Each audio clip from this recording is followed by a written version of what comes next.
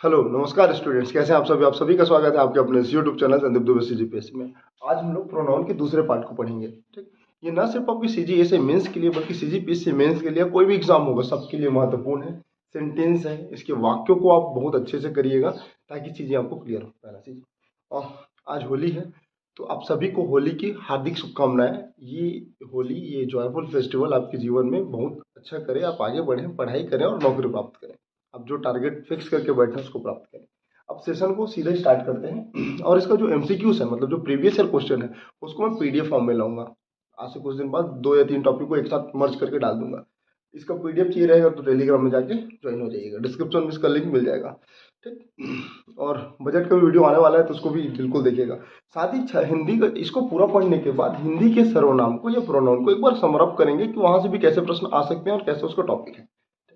अब देखिए, कल तक हमने देखा, 2 प्रोनाउन देख लिया था, एक प्रॉपर प्रोनाउन और रिलेटिव प्रोनाउन। प्रॉपर प्रोनाउन को आप समझ सकते हैं पर्सनल प्रोनाउन मतलब व्यक्तिवाचक संज्ञा, और रिलेटिव मतलब संबंधवाचक सर्वनाम। तो पर्सनल प्रोनाउन और रिलेटिव प्रोनाउन कल देख लेता। आज हम देखेंगे रिफ्लेक्सिव प्रोनाउन और बाकी जितने उसके 8-9 टाइप है उसको। तो रिफ्लेक्सिव प्रोनाउन क्या होता है? तो बेसिकली रिफ्लेक्सिव मतलब होता है निजवाचक सर्वनाम। निज मतलब जो स्वयं के लिए प्रयोग हो। तो याद रखना, बेसिकली जब इंजॉय मतलब खुशी, इसको थोड़ा जूम आउट किया हूं, देखो, enjoy, absent, available, introduction, satisfy, avoid, ऐसे अगर शब्द आपको दिखते हैं, ऐसे ऐसे शब्द दिखते हैं, तो वर्ब के बाद ऑब्जेक्टिव या रिलेटिव प्रोनाउन लगेंगे। अब इसको इस प्रकार से समझने में थोड़ा दिक्कत होगा, तो इसको समझिएगा एक एग्जांपल से। She introduce me to DM. वह मुझे, डीएम मतलब डिस्ट्रिक्ट मजिस्ट्रेट के पास मिलाती है, मतलब परिचय कराती है। तो कौन करा रही? वह करा रही है। तो खुद के लिए कौन सा शब्द का प्रयोग हुआ? मी का प्रयोग हुआ। और मी क्या है? ऑब्जेक्टिव फॉर्म है। ठीक, किसका? आई का। तो इसको इस प्रकार से ध्यान में रखिएगा। ठीक, तो जहां जहां इंट्रोड्यूस दिख गया, इंट्रोडक्शन दिख गया, अब्सेंट दिख गया, तो वहां पर क्या हो जाएगा? रिफ्लेक्टिव या रिफ्लेक्सिव प्रोनाउन। साथ ही उसका ऑब्जेक्टिव फॉर्म होगा, जैसे आई का मी, सी का हर, ठीक, ही का हिज, दे का देयर, ये सारी चीजें। उसके बाद दूसरा देखना यहां पर ना, she introduce her self to DM. अब देखो, हर सेल्फ मतलब वो अपने आप को डीएम से इंट्रोड्यूस करा रही है। वो अपने आप को डीएम से इंट्रोड्यूस करा रही है। तो जहां जहां खुद के लिए, खुद के लिए जो बात करे, अपने लिए बात करे, स्वयं के लिए जो बात करे, वो होता है रिफ्लेक्सिव या निजवाचक सर्वनाम। ठीक, तो देखो, मी भी स्वयं के लिए, मेरे लिए। हर सेल्फ मतलब अपने आप के लिए, वो लड़की खुद के लिए, खुद को इंट्रोड्यूस करा रही है तो खुद के बारे में बात कर रही है। हिज सेल्फ तो लड़का के लिए वो हिज सेल्फ हो जाएगा, स्वयं के लिए। तो ये जितने भी शब्द दिखेंगे तो आप देखेंगे वो रिफ्लेक्सिव प्रोनाउन है। यहां तक समझे? ओके, अब देखना, she introduce me to DM, she introduce herself to DM, he absented, he absented himself from the classroom. From the classroom, वो अपने क्लासरूम से स्वयं बाहर गया। तो आप जहां जहां ये शब्द देखेंगे तो क्या हो जाएगा? ये रिफ्लेक्सिव या निजवाचक सर्वनाम। ठीक, अब देखिए दूसरा, रेसिप्रोकल। Reciprocal pronoun. तो रेसिप्रोकल क्या होता है? परस्पर वाचक सर्वनाम। क्या होता है? परस्पर वाचक सर्वनाम। तो देखो, यहां पर 2 सेंटेंस को पकड़ना, एक होता है ईच अदर, पहला ईच अदर, और दूसरा होता है वन अनदर। ठीक, तो ईच अदर क्या होता है? दो व्यक्तियों का समूह। जैसे एग्जांपल समझना, the two girls love each other. दो लड़कियां हैं जो एक दूसरे को बहुत प्यार करती हैं। ठीक, या the two boys love each other. दो लड़के एक दूसरे को बहुत प्यार करते हैं। जब भी एक दूसरे के बारे में बात करेंगे ना, तो वहां पर क्या हो जाएगा? Each other. और यही क्या है? परस्पर वाचक सर्वनाम या रेसिप्रोकल प्रोनाउन। ठीक, अब वन अनदर। अब जब 2 से अधिक व्यक्तियों के समूह के बारे में बात करें, क्या बोला?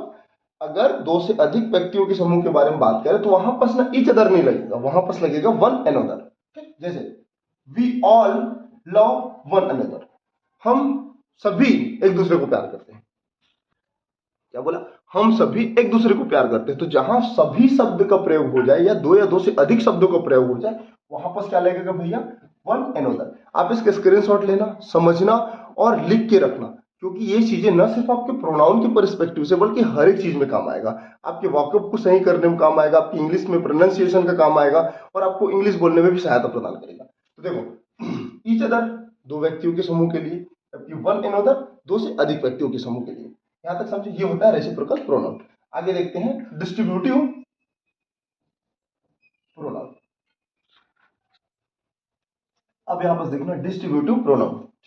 देखो डिस्ट्रीब्यूटिव मतलब होता है विभाग सूचक सर्वनाम, विभाग सूचक सर्वनाम। अच्छा इच, देखो अब विभाग सूचक कैसे होगा कि देखो आपको एक सेंटेंस पकड़ना है इच, एक सेंटेंस पकड़ना है आइदर, एक सेंटेंस पकड़ना है नाइदर, एक सेंटेंस पकड़ना है एनीवन और एक पकड़ना है नन। अब इस चारों को, इस वाक्यों को मैं अच्छे से समझाने का प्रयास करता हूं। देखो इच, अगर मैं बात करूं प्रत्येक का बोध कराना है, प्रत्येक व्यक्तियों का बोध कराना है, तो वहां पर इच का प्रयोग होगा, लेकिन याद रखना मैक्सिमम 2 लोग हो सकते हैं। जैसे each of the 2 boys has done this work, प्रत्येक 2 बॉय ने, प्रत्येक 2 लड़कों ने यह काम को संपन्न किया। ठीक, तो यहाँ पर हैज दिख रहा होगा ना, तो प्रेजेंट परफेक्ट टेंस का एग्जांपल है हैज, है वर्ब थर्ड फॉर्म में टेंस में पढ़ेंगे। तो याद रखना ईच 2 में से प्रत्येक को बोध कराएगा, मतलब अगर कोई 2 लड़के हैं और 2 लड़के कोई काम को कर रहे हैं तो वहां पर क्या शब्द का प्रयोग होगा, ईच का। तो each of 2 boys has done this work, यहां तक समझे। उसके बाद आइदर, आइदर देखते हैं। अच्छा अब 2 लड़के हैं, अब 2 लड़के में 2 में से एक कोई काम को कर रहा है, राम और मोहन 2 लड़के हैं जिसमें से एक किसी कार्य को कर रहा है, तो वहां पर आई इच नहीं होगा, प्रत्येक में से 2 नहीं होगा, प्रत्येक प्रत्येक में से कोई एक होगा, मतलब इच का प्रयोग होगा। Suppose either of the 2 boys has come to me, दोनों में से कोई एक लड़का मेरे पास आएगा। Either of the 2 boys has come to me, दोनों में से कोई एक लड़का मेरे पास आएगा। अगर each of the 2 boys has come to me बोलता तो अब यहां पर हो जाता ईच, मतलब दोनों लड़के आते तो, जबकि सिंगल लड़का आ रहा है दोनों में से, तो वो हो जाएगा आइदर। आगे बात करते हैं। अब देखो नाइदर, बस लिखा नहीं हो, कुछ चीजों को आप लिखना और समझना। ठीक, नाइदर, नाइदर मतलब होता है दोनों में से कोई नहीं। नाइदर मतलब क्या होता है, दोनों में से कोई नहीं। तो देखिए neither of the 2 boys has helped me, ठीक है, neither of the 2 boys has helped me, मतलब दोनों में से कोई एक भी लड़का, दोनों में से कोई एक भी लड़का मेरी मदद नहीं करी, दोनों में से कोई एक भी लड़का मेरी मदद नहीं करी। तो यहां पर होगा नाइदर। जब नहीं के या नकारात्मक या नेगेटिव सेंटेंस में कोई बात करें, 2 या 2 से अधिक लड़कों के बारे में बात करें, तो वहां पर क्या आ जाएगा, नाइदर आ जाएगा। यहां तक समझिए, मतलब बेसिकली 2 पर्सन में ईच, आइदर और नाइदर का प्रयोग होता है। अच्छा यहाँ पर ना थोड़ा आपको हौच पौच लग रहा है, मैं इसको समझाता हूँ। ठीक है, यहाँ पर जो लिखा है उसको समझना। देखिए 2 सेंटेंस, ईच के साथ एक चीज को कंपेयर करना, उस सेंटेंस का नाम है एनीवन, एनीवन। जब 2 व्यक्तियों के बारे में बात करें तो ईच का प्रयोग होता है, लेकिन 2 से अधिक व्यक्तियों के बारे में बात करें और प्रत्येक व्यक्ति को काम करो तो एनीवन का प्रयोग होगा। तो देखना एग्जांपल में, any one of the 5 boy has come to meet me, any one of the 5 boys, प्रत्येक 5 लड़कों में से हर एक लड़का मेरे से मिलने आया है, तो यहां पर क्या हो जाएगा, एनी वन होगा, क्योंकि यहां 2 से अधिक सेंटेंस है, तो 5 मतलब 2 से ज्यादा, तो जहां इच का प्रयोग होगा वहां सिर्फ 2 लड़के के बारे में बात होगा या 2 थिंग्स के बारे में बात होगा, लेकिन एनी वन जहां पर आएगा वहां पर 2 से अधिक के 5 है, 10, 15 कुछ भी हो सकते हैं। यहां तक समझे, ये हो गया एनी वन का प्रयोग। एक सेंटेंस को पकड़ना नन, नन इसका हिंदी रूपांतरण में बता दूं, 2 से अधिक में एक भी नहीं, एक भी नहीं। देखो अब थोड़ा लग रहा है कि इतना छोटा शब्द है, लेकिन इसका मीनिंग इतना लंबा, मतलब क्या बोलूं समझना। जैसे नाइदर, नाइदर मतलब 2 में से कोई नहीं आया मेरे पास, तो नाइदर का प्रयोग होगा। लेकिन जब 2 या 2 से अधिक लड़के हैं और उनको आप बुला रहे हो, अगर वो नहीं आया ना, तो वहां पर ना नाइदर नहीं होगा, वहां पर होगा नन। तो none of the 5 boys, none of the 5 boys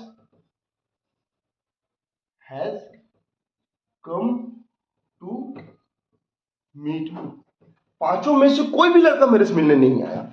यहां पर देखिएगा 5 में से कोई भी लड़का मेरे से नहीं मिलने आया, तो जहां पर 2 से अधिक सेंटेंस होंगे वहां पर नाइदर नहीं होगा, नन होगा। जहां पर 2 से अधिक सेंटेंस होंगे और प्रत्येक का आने का बोध कराया, पॉजिटिव बोध कराया, तो वहां पर हो जाएगा एनीवन। ठीक, तो बेसिकली मैं एक बार फिर से बता देता हूं, डिस्ट्रीब्यूटिव प्रोनाउन में एक होता है इच, 2 के लिए बोध होगा, और 2 से अधिक के लिए हो जाएगा एनीवन। ठीक, एक होता है आइदर, आइदर दो में से कोई एक का बोध होगा। और इसी में अगर बात करूं नाइदर को लेके, नाइदर, ठीक, तो दो में से कोई नहीं, दो में से कोई नहीं, तो यहाँ पर नाइदर। लेकिन जब ये दो से अधिक हो जाए, 5 हो जाए, 10 हो जाए, 15 हो जाए, तो वहां पास आ जाएगा नल।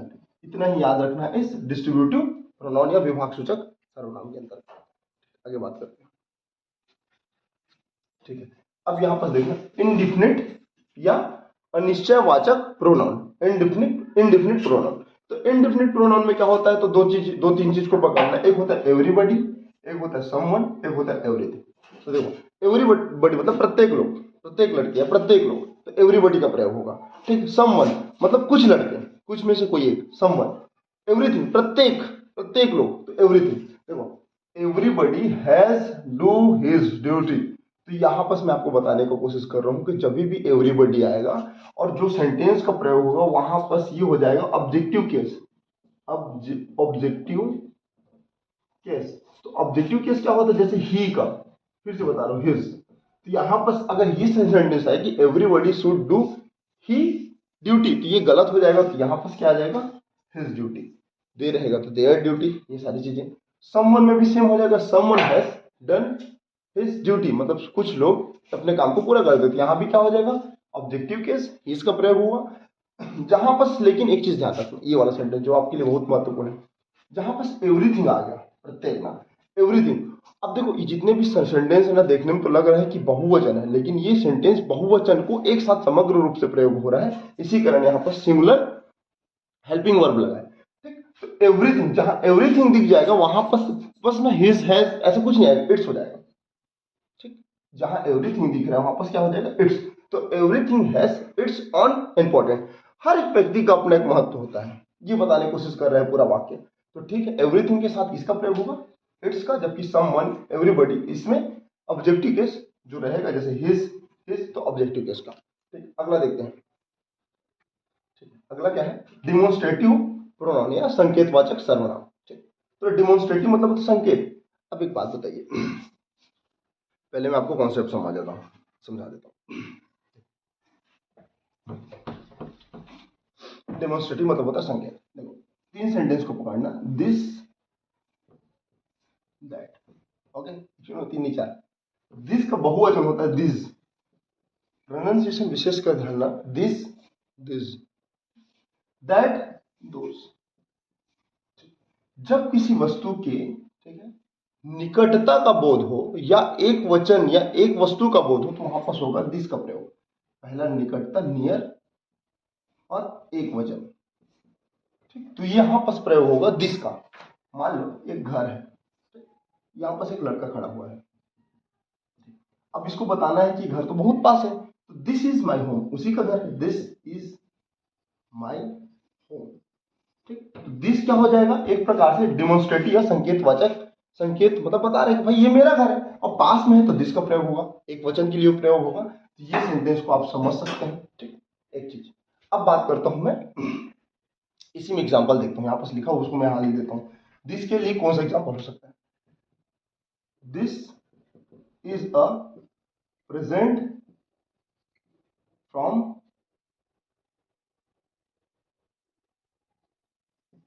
My father.